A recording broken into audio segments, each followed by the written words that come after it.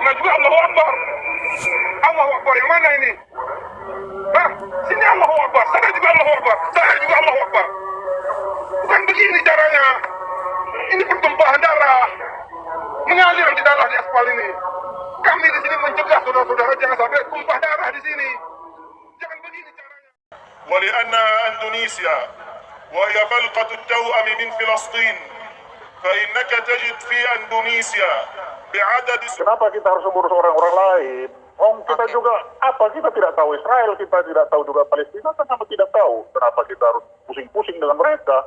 Biarkan aja dia urusan diri sendiri. Agama nggak kelihatan itu sukunya apa, agamanya apa, dan mayat-mayat itu jatuh di tanah. Ada yang ketembak, ada yang dibacok, ada yang ditusuk, ada yang cuman tangannya doang. I'm serious. Ada perempuan yang diperkosa habis-habisan di sana. سكانها محبين لفلسطين وللمسجد الأقصى المبارك. لا تجد ولن تجد ولم تجد أندونيسيا لا ينتمي قلبا وقالبا لفلسطين. لهذا ولغيره نستسمحكم أيضا أن تترجلوا جميعا عن الكراسي لنستمع إلى السلام الوطني الأندونيسي. بارك الله فيكم. Terjadi di jalan, dan itu serem banget, dan Anda nggak akan percaya kalau Anda nggak ngeliat sendiri. Mayat itu bergelimpangan di jalan. Untuk mengambil langkah nyata terhadap pelanggaran yang terus dilakukan oleh Israel. Indonesia akan terus mendukung perjuangan rakyat Palestina. Harus mengurus orang-orang lain. Kita juga, kita tidak tahu Israel, kita tidak tahu juga Palestina, kenapa tidak tahu? Kenapa kita harus pusing-pusing dengan mereka? Biarkan aja dia urusan diri sendiri. Rumah sakit itu rusak, dan Indonesia mengecam keras serangan Israel di tanggal. Yang menjadi korban adalah warga sipil, dan tentunya mereka membutuhkan doa dan dukungan dari masyarakat Indonesia, karena kita lihat sendiri ini Yazan usianya usia 9 tahun.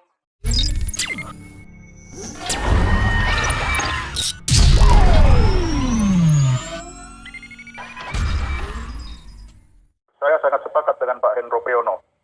Ngapain kita urus-urus jauh-jauh di sana? Kita saja di dalam negeri masih banyak masalah. Biarkanlah, itu kan urusan Israel dan bangsa Palestina. Kenapa kita harus ikut-ikutan? Kita sendiri masih banyak masalah. Jadi saya sependapat dengan beliau. Mari kita urus saja diri kita sendiri. Itu urusan mereka, biar urusan mereka. Karena kita juga tidak tahu mana yang benar, mana yang salah. Ya sudah, biar sendiri yang menyelesaikan permasalahan. Kenapa kita harus ikut-ikutan? Pak Sulaiman, kita juga masih punya masalah tersendiri. Meskipun sebenarnya posisi pemerintah kita, Presiden Jokowi, Menteri Luar Negeri Retno Marsudi sudah mengutuk keras tindakan dari Israel. Rumah sakit itu rusak, dan Indonesia mengecam keras serangan Israel di tanggal 27 Oktober kemarin, karena tidak hanya merusak rumah sakit kita, tetapi juga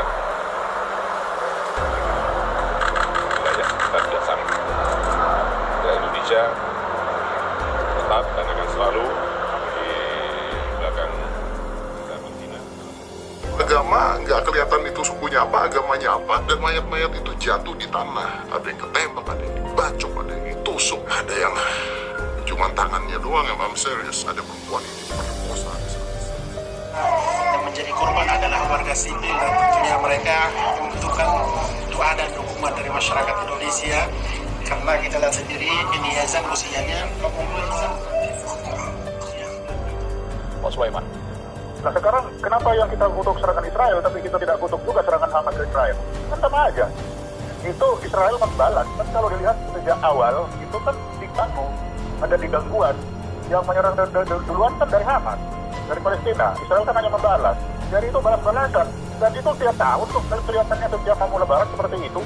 Jadi saya kira itu sudah hal yang biasa bagi yang mendapat dengan Pak Hendro Priyono. Uruslah kita masih banyak urusan di dalam negeri.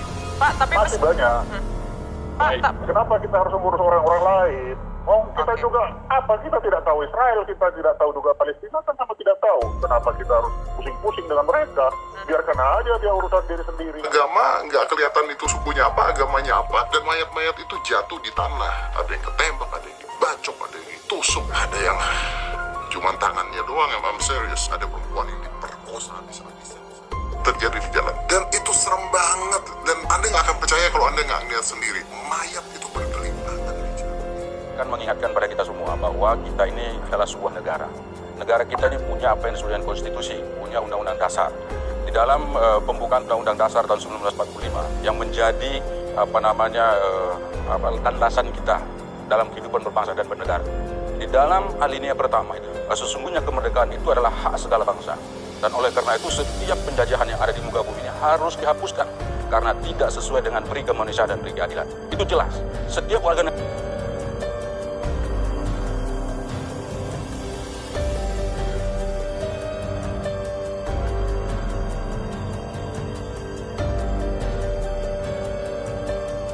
Nah sekarang satu-satunya bangsa di dunia yang sedang menghadapi penjajahan itu adalah Palestina, di mana daerah itu sebetulnya ada daerah mereka gitu. Itu yang pertama. Jadi ini bukan persoalan urusan dalam negeri, urusan luar negeri, tetapi adalah urusan konstitusi. Pandangan kita sebagai bangsa Indonesia menyatakan itu yang pertama. Kemudian yang kedua, bahwa tindakan brutal yang dilakukan oleh Israel, khususnya di Gaza dan pada umumnya di Palestina, itu sudah melebihi batas-batas kemanusiaan. Jadi nilai rasa kemanusiaan kita itu sebagai anak bangsa itu terusik. Coba bayangkan dulu, ya, zaman kita dijajah oleh Belanda seperti itu, dijajah oleh para penjajah, lalu kita diintimidasi, diinjak-injak dan seterusnya. Nah sekarang ada orang yang diperlakukan seperti itu. Apakah nilai rasa kemanusiaan kita tidak terganggu? Siapa yang bisa membantu mereka? Dari sisi pertarungan yang ada sekarang di sana itu sangat tidak fair dan sangat tidak adil. Mereka tidak memiliki aliansi yang kuat, mereka tidak memiliki persenjataan, mereka tidak memiliki kekuatan apapun untuk menghadapi Zionis Israel. Dan karena itu wajar sekali jika ada bangsa-bangsa seperti kita yang sudah memiliki hubungan yang sangat akrab baik dengan Palestina itu untuk memberikan bantuan kepada mereka apa yang bisa kita miliki. Kemudian yang berikutnya, yang ketiga, kita harus juga lihat dalam sejarah bahwa salah satu negara yang pertama mengakui kemerdekaan Indonesia itu adalah Palestina. Bayangkan pada waktu itu, jika misalnya Indonesia diakui kemerdekaannya, katakanlah oleh Jepang, lalu misalnya Palestina dan negara-negara yang mengatakan akan itu urusan dia.